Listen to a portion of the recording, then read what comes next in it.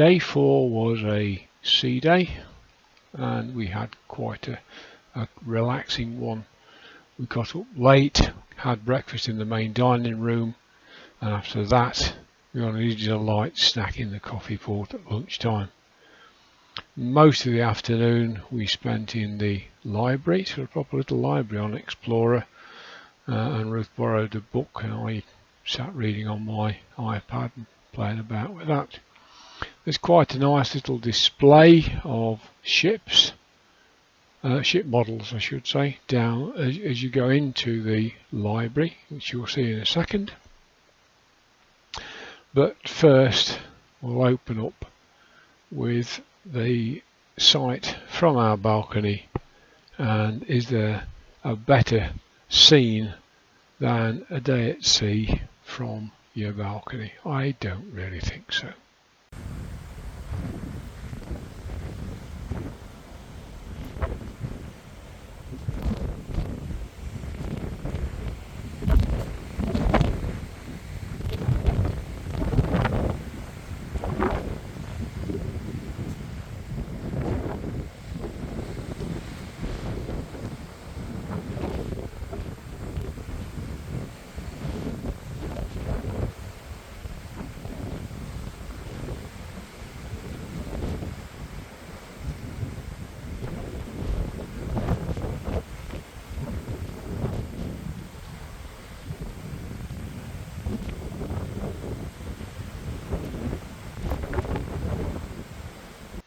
The Tower Animal arrived with the first turn down service of the day when the cabin was all tidied up. There he is, a dog, very nice. After breakfast in the main dining room, all we had was a drink and this brownie which we shared, quite rich. The only problem with it was the sort of stiff buttercream they'd used for the topping melted all over your fingers. These are by the attic, which is the library really, on deck 8 midships near the atrium, such as it is on this one. And there's 3 really rather nice ship models, beautifully detailed, with information about them all, but really attractive. And so that was more or less it. We had dinner in the buffet because we wanted to go to the Broadway Lounge again. We saw comedian Scotty Miller, who was considerably more funny than the guy we saw on Discovery in June. But it was the early version, so rather kid friendly and a little bit crackerjack, which the Brits will understand. And then we come to Santa Cruz. This is the view off our balcony. We've got the German TUI Mein Schiff 7, very new ship, docked in front of us. To get from the ship into Santa Cruz town from the port, you follow some lines painted on the tarmac, and eventually you come to this temporary bridge which crosses you over a main road. And from there you can see all around, that's Azura is there, and then Explorer with Mein Schiff 7 beyond there. We came upon this statue. It means I'm doing fine, apparently. My Spanish is dreadful. But it's very strange. It's this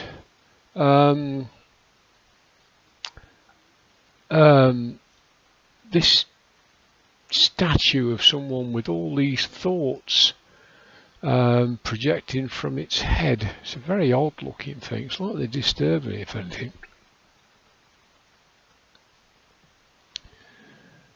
This is on the Plaza de España, and there's we're actually standing in a drain paddling pool. There's a number of these floral arrangements. I wasn't really sure what they were supposed to mean, but they were extremely pretty. We then started to try and follow a guided tour of the city from a guidebook, and this is the Parc del Principe, which is full of statues and a bandstand it recommended having a look at, and the fountain, which is just coming up on the right hand side. Quite a large, well kept park, and these are some of the statues. They're a little bit abstract. They're obviously humanoid, but a little bit abstract. I'm not quite sure what they were supposed to be. Yeah, I think to some extent your guess is as good as mine, but I'm something of a Philistine, I'm afraid, when it comes to art. I just like what I like. This one I quite liked. This guy in clown boots leaning on his stick looking over the park. I like that one. There's the bandstand, all done up in Christmas lights. Be very pretty in the dark. And just in the right hand corner you can see some school children being taken around by their teachers. There's a little area just to its right hand side, and it seems to be a chair and a post box.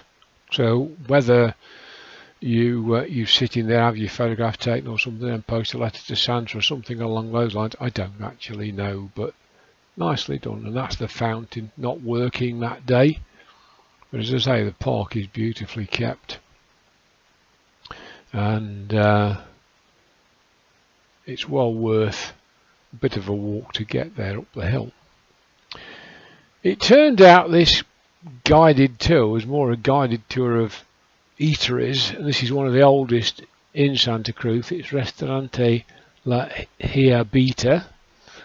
I'm sure I'm pronouncing that wrong. But it also recommended this cafe called Palmalita, and it said try the hot chocolate, which we did. It's a very quaint, old-fashioned sort of a place, but all that hot chocolate, oh my goodness me, it was literally melted chocolate in a cup, and it only cost us €3 each. It was an absolute bargain, delicious and very rich. We then walked up to where the tourist information is. We're looking at it. It's where that lady in red is on the left hand side, but it's now in this absolutely magnificent building, and now you can see it as a video, and you've got this tableau of what I assume are Canary Island costumes, possibly even Canary Island village costumes. You can certainly get that in France, say, where you know, in the Bretons you can tell which village people are from by variations in the costume. I say my Spanish is dreadful. I'm not even going to try and translate that. Please help yourself if you do. This particular pair intrigued us a bit. The idea of this top hat with underskirt raised over the top. I've only ever seen something like that in South America. And this is walking down Calle Betancourt Alfonso. You can just see the lights are on at the bottom, and this is a little bit further down. We walked through here. This was nicely done, not desperately special, but I love the flower beds with poinsettias in.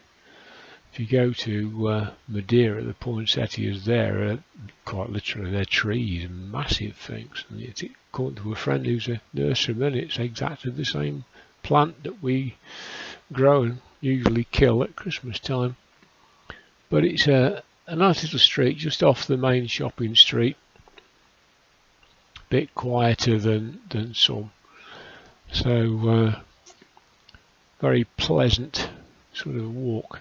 And we're coming back down where that red van is. We're coming back onto one end of Plaza de España again. There was a Christmas market being set up on that, and fairground and what have you.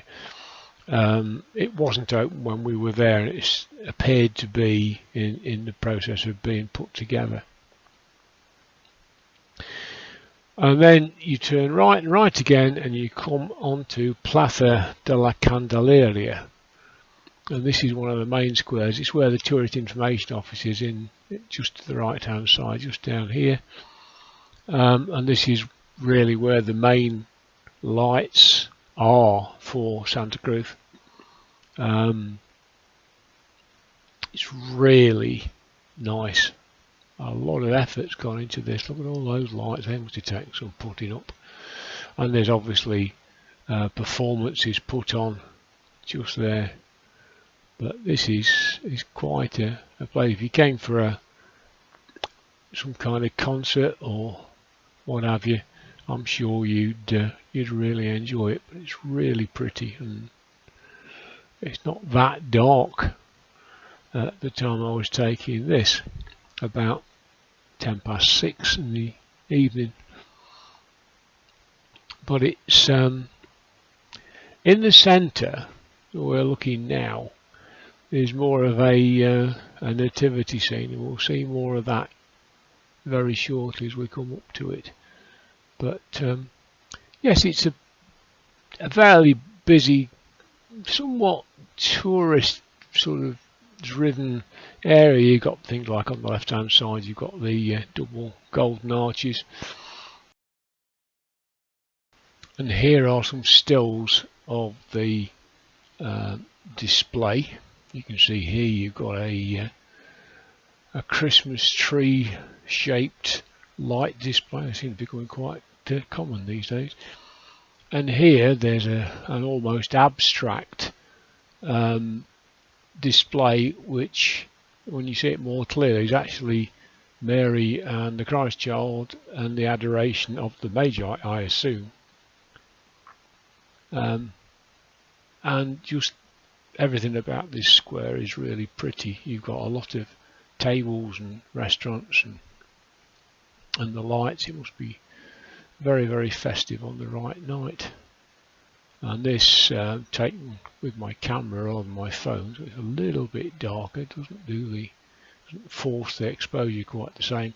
It just shows how lovely the display actually was. Another shot of the Christmas tree there. You can see that little tableau of the adoration of the Magi on the left. And there we are again. It's perhaps a bit clearer there. That you've got.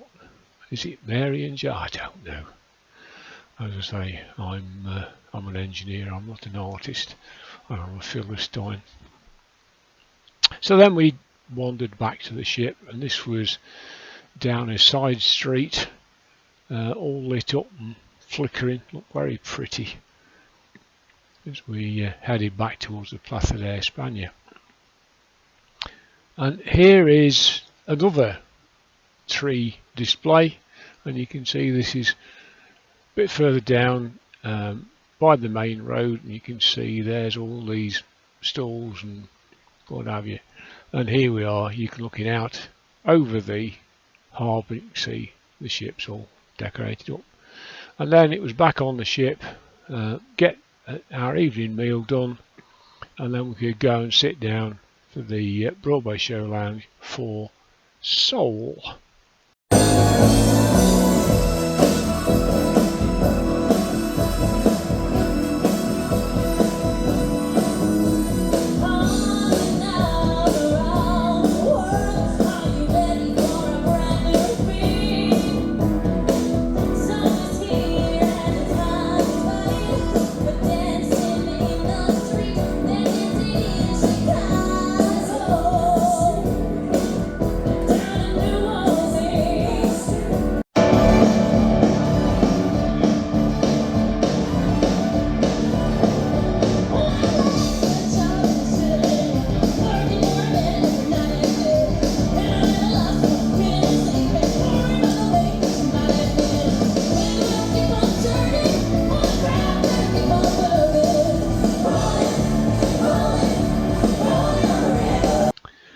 Soul was our least favourite show of the week. We saw it on Discovery. This was a better cast, but it's not great, and especially things like this. Why wreck Creedence Clearwater Revival's version?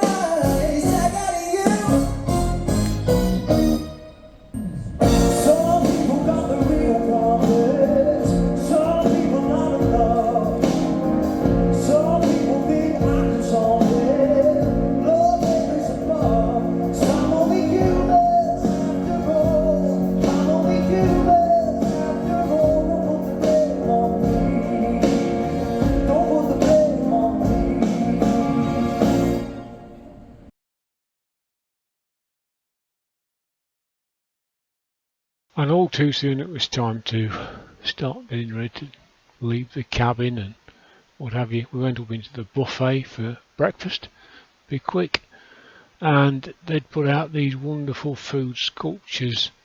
You can see how this one's been made. I'm not sure it was some kind of pastry or biscuit or what it was, but they were all impressive, and some of them were much more 3D than that, like this one. The skill some of these chefs had got really was something else. And you can see there just how three-dimensional this particular one was, and there were both ends of the serving area, all four corners if you like, and that one, I'm not sure quite what that was supposed to be other than floral with a butterfly on the end, but it's all made out of sort of pastry and icing and things like that. You've got something there which is obviously very Christmassy.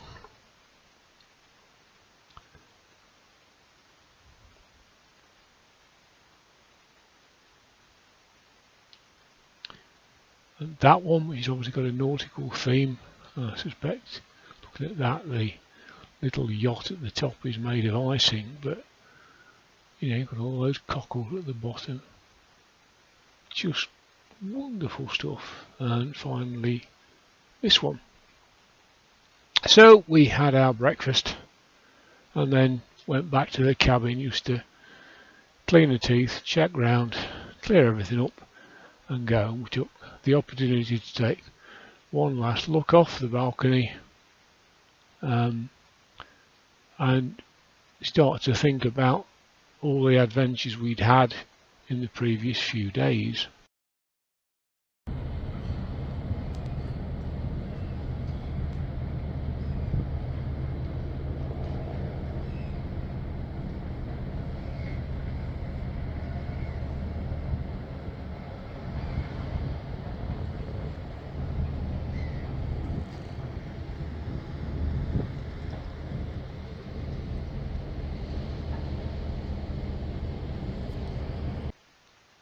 We didn't have a great deal of time to explore Las Palmas.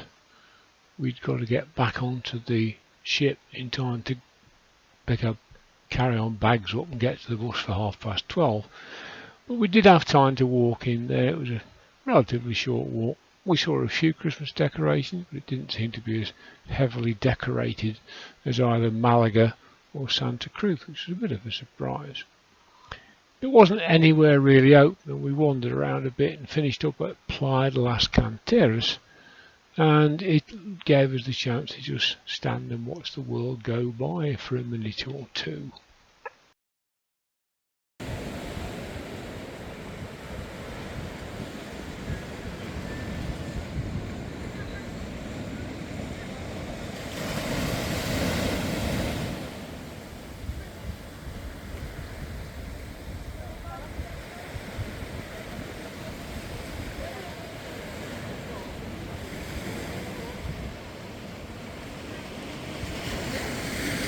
So we walked gently back to the ship, past this sign, which I'm sure is more picturesque when it's not behind that shrouding, which was a Christmas market or something being assembled, disrupting everything.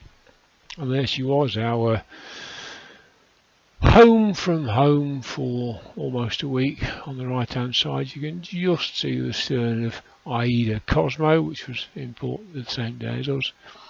And after a coffee we went hunting for the second of the two ducks which are on the ship. Quite how we'd missed this one I'm not sure, but she's up above the pool, a very large one.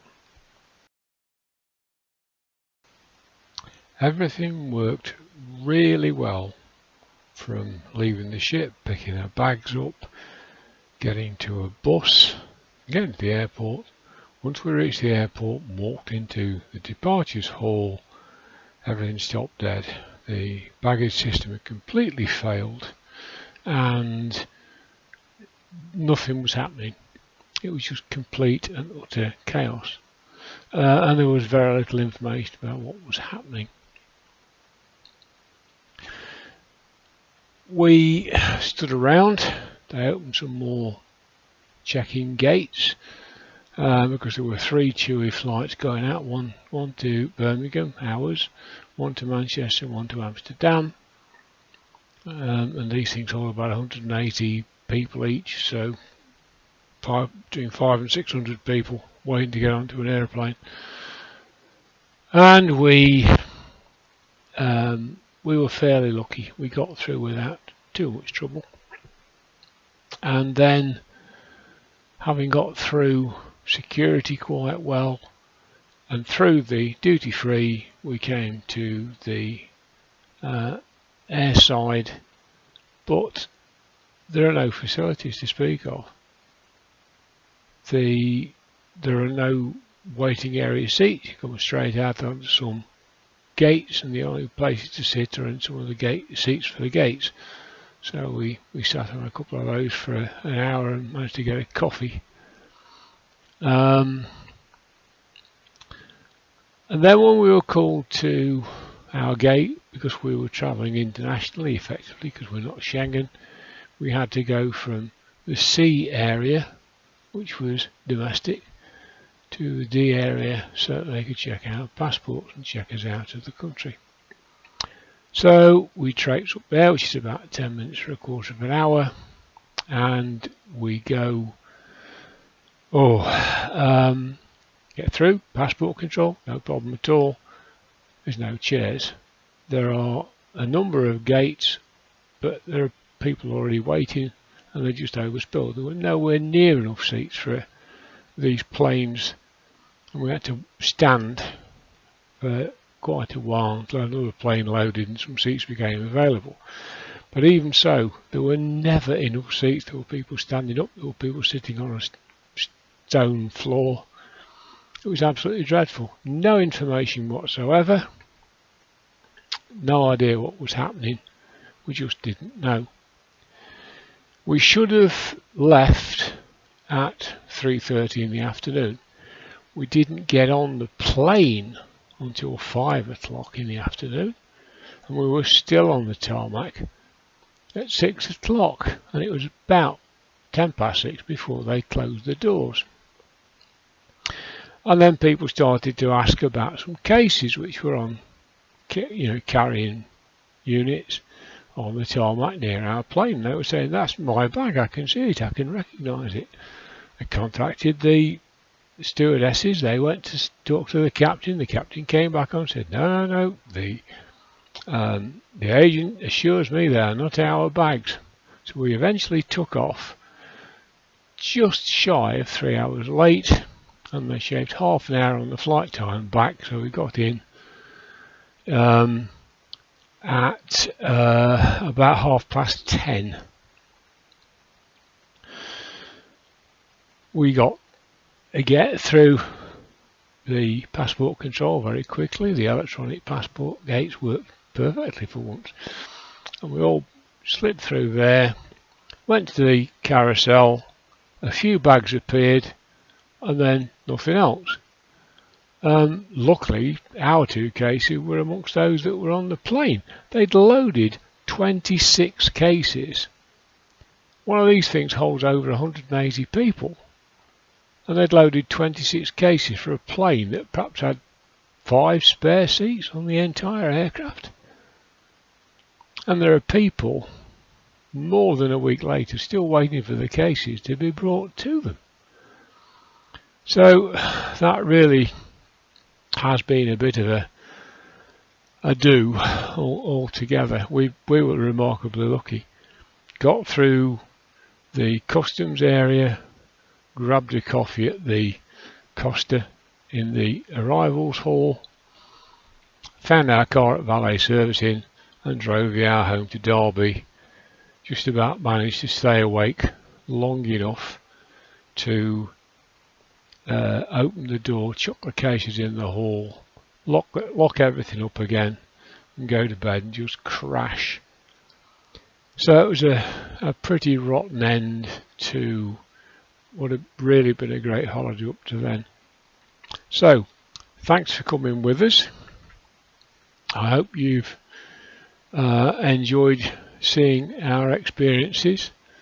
I want to thank the website Pexels and Wayne Jackson for the photograph of the TUI aircraft on the tarmac at an airport. So I will see you again probably in May next year for our next cruise. Bye for now.